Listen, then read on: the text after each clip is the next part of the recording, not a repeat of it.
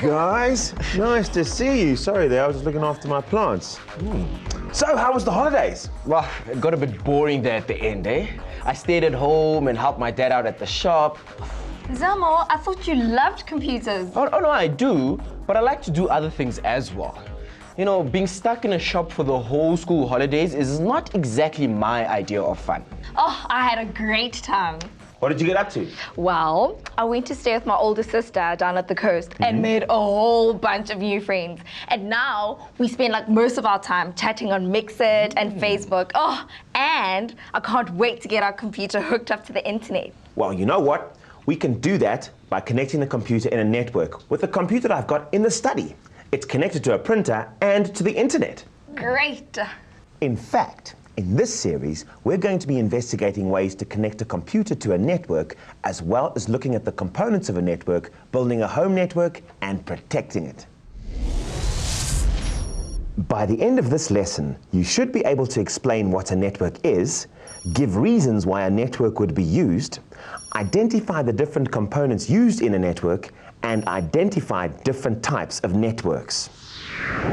Okay, guys. Before we set up our home network, I suggest we go through everything step by step. Great, so what's the first step? Well, the first thing to do is understand what a network is and exactly what it's made up of. I thought a network was just a bunch of computers hooked up together so they could talk to each other. It is, but it's more than that. Put simply, the purpose of a network is to share hardware and software resources. Now, in order to do that, a network has to have hardware to send and receive information with some sort of connection between the two. In its simplest form, a network is at least two computers connected together using wireless or wired technologies. The Institute of Electrical and Electronics Engineers, or IEEE for short, set up and control standards for different network technologies. Although other network technologies exist, since the mid-1990s, the most popular network technology found in cabled networks is known as Ethernet, or the IEEE 802.3 standards. For now, we will focus on Ethernet as a network technology. Does it matter what kinds of computers are used in an Ethernet network? No, they can be desktops, laptops, or one of each. We use the word node for any hardware device connected in a network. Ah, that makes sense. I've heard that word being used in life science too. A node on a branch is the point where new growth takes place. That's exactly right, Maura. When studying networks, we realize that a node is similar to a junction where we can add on devices to form a network. Now, can you guys think of any reasons why you'd want to form a network? Oh, that's easy. If you have two computers at home with a printer attached to only one computer, if you network the two computers, then you can print to your printer from the other computer over the network. Like, we want to be able to print from this computer to your printer. That's called sharing hardware. The two computers and the printer would both be nodes of that network. Good. Right. Now, can you think of any other reasons? I think playing games is another good reason for having a network. Most games have a multi-user option with built-in network capabilities, so two or more people can play together over the network. Excellent idea, Morwa. Now, here's another good reason for networking computers. If one of the computers on a network has certain files on it, someone on another computer on the same network can access those files, rather than having to copy them to disk or a memory stick. Oh, I've thought of another good reason too. If one computer is connected to the internet and the other one isn't, if you network the two computers, then you can access the internet from either one. Good point, Zamo. Now, in our case, my computer in the study is connected to the internet. So, if we network this one to mine, this one will be able to connect to the internet too. Okay, guys, now that we've identified the reasons for having a network, we need to have a look at the components and the hardware that will make up a network. Any ideas? Well, for a start, we'll need network devices like computers and cables. These devices will form the nodes of the network. And some sort of communications medium to connect them, like these network cables. Right. Most Ethernet networks depend on cables, but the network won't work unless each node has an Ethernet network card too. I know what an Ethernet network card looks like. Here's one I got from an old machine I upgraded last week. Let's have a look at that. One of the things about these cards is that they are often given different names. An Ethernet network card can be called a network adapter, a network interface controller or NIC, a network interface card, or a LAN adapter. It sounds like having a network card must be very important, but what does that card do? Good question, Morwa. A network card has 4 main functions that you need to understand and remember. Let's take a look. It provides a physical connection for a network cable. It allows the signal from a network to be transmitted to the machine, converts data from bits traveling in parallel on the motherboard to bits that can travel back and forth in serial along the network cable, controls how a computer sends signals out onto the network. The first point is obvious. Pass the network card, please. Sure. When you connect your computer to an Ethernet network using a cable, you plug the cable into the port on the card. That's right, Zamo. But you must remember that not all networks have cables. There are wireless network technologies that make use of infrared or radio waves to connect computers in a network too. But even then, you still need a network card. Now, a network card receives the signal from the network and transmits it to the machine. Now, the third function of a network card is extremely important. You need to remember that on the motherboard, the bits of data travel in parallel. But the signal in a network is made up of bits in series. So, the network card converts the signal so it's the correct format for the CPU to process. Wow, that all makes sense.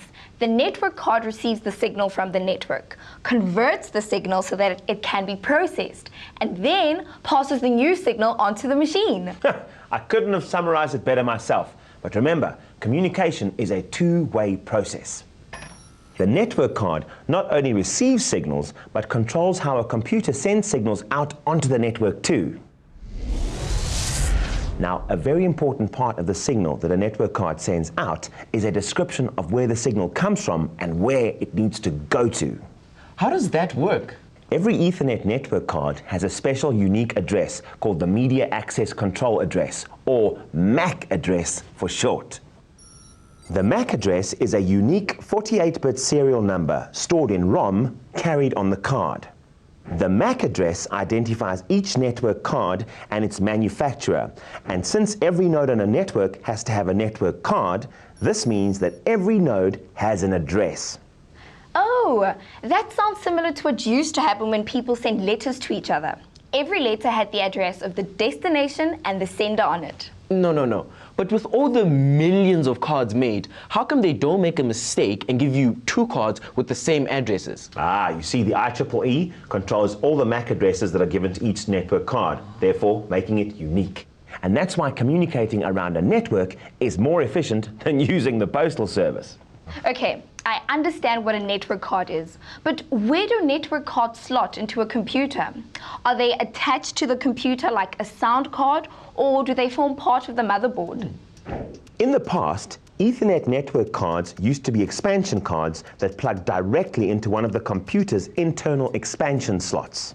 You need to remember that all the 286, 386, and many 486 computers have 16-bit slots, so they need a 16-bit network card. So would all these PCs require a 32-bit network card? That's exactly right, Zamo.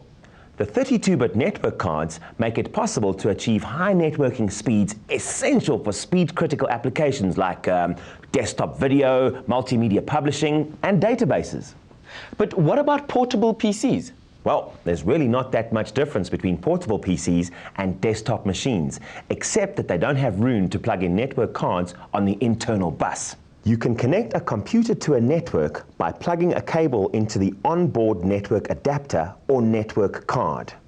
Secondly, a portable PC that has a PCMCIA expansion slot can use a credit card-sized PCMCIA network adapter to connect to a network. Murray, I have another question. How fast is data transferred on an Ethernet network? Well, the speed of transmissions are increasing all the time. The original Ethernet speed was up to 10 megabits per second, but fast Ethernet carries data at the rate of 100 megabits per second, and gigabit Ethernet transmits data at a rate of 1,000 megabits or 1 gigabit per second. And that's not the end. New faster technologies are being developed all the time.